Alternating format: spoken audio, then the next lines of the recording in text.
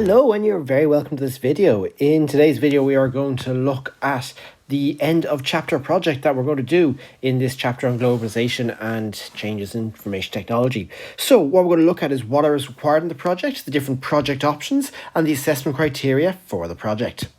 So, first thing is basically to outline what the project is going to involve. So, it's going to be, you're going to be allowed to complete the project. It's an investigative project, and you're going to display it using some form of IT. So there's a few different options there on the screen for you right now. You can do a slideshow, a YouTube video, Powtoon, a mind map, a poster on Canva, create a little website, or do a collection of TikToks.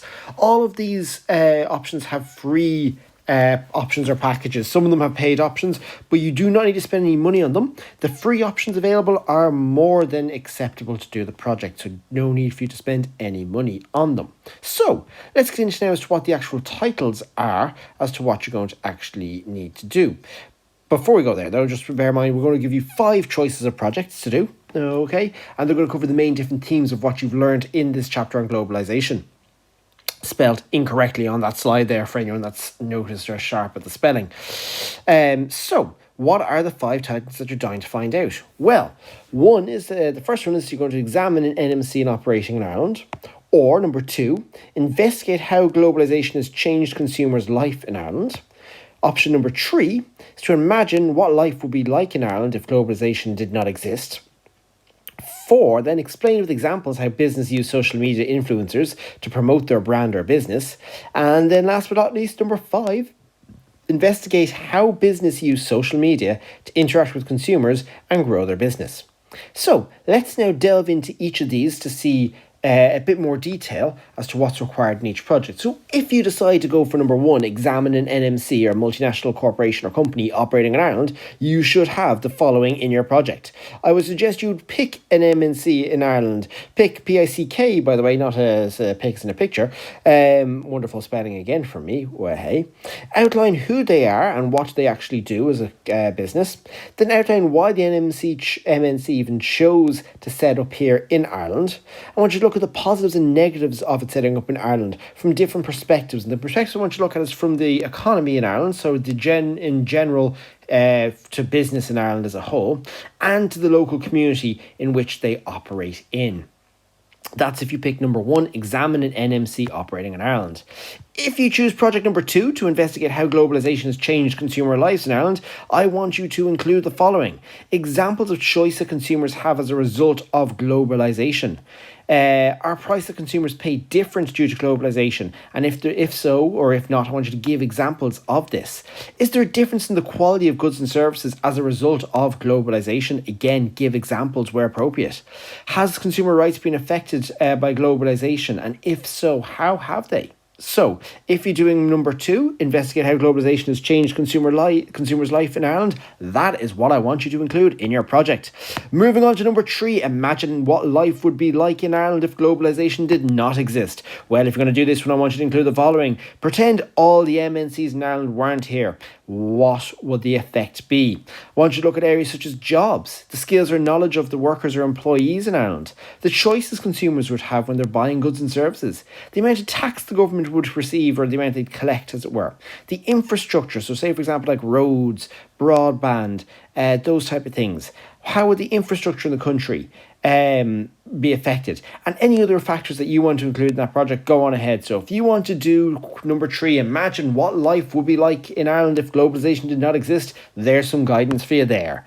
Number 4 now is a different one. Explain with examples how business use social media influencers to promote their brand or business. This is getting into how the whole IT or information technology side of things works. So what you should do is you pick a business that ran an advertising or promotion campaign with a social media influencer to promote their brand or business. Discuss how this specific social media influencer promoted the brand or business. So what did he or she do to promote the business for them? Examine the reach of the social media influencer. So what I mean by reach is who was the influencer able to target, who follows that influencer, and who was the business targeting with that. If possible, find out how much it cost the brand or business to pay to do this campaign. So how much do they pay the social media influencer to do this project, and was there prizes, for example, that cost them money if they ran a competition?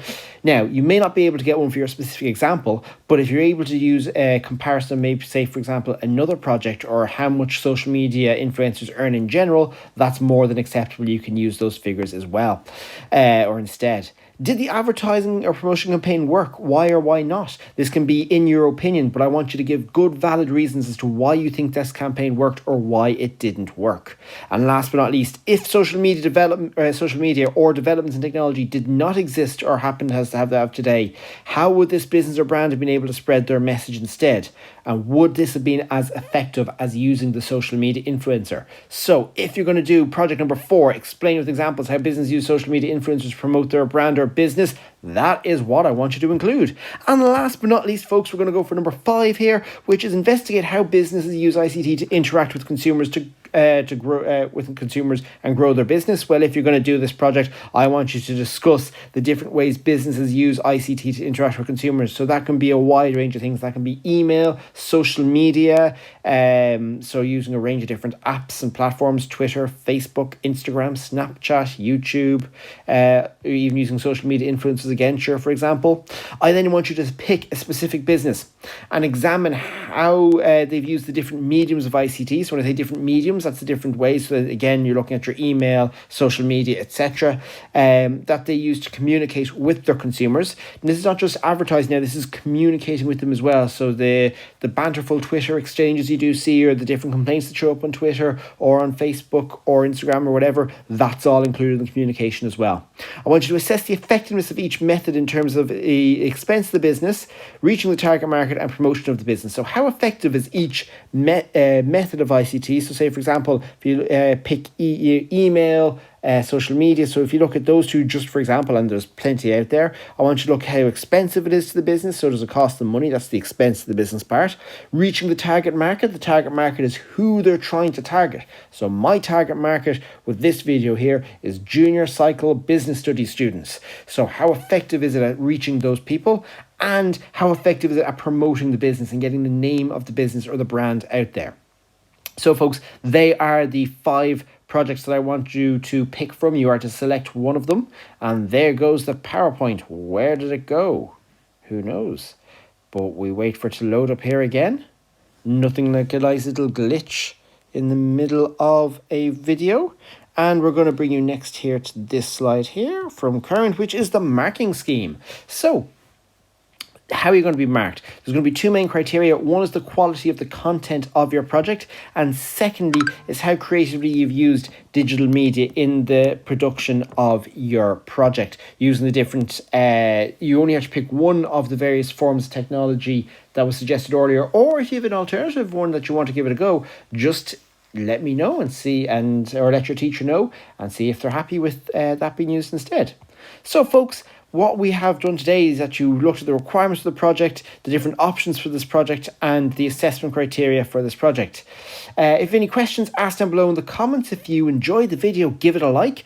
And if you haven't already, why not subscribe to the channel where you can see lots of more wonderful videos just like this. Thanks very much for watching, folks. See you again in the next video.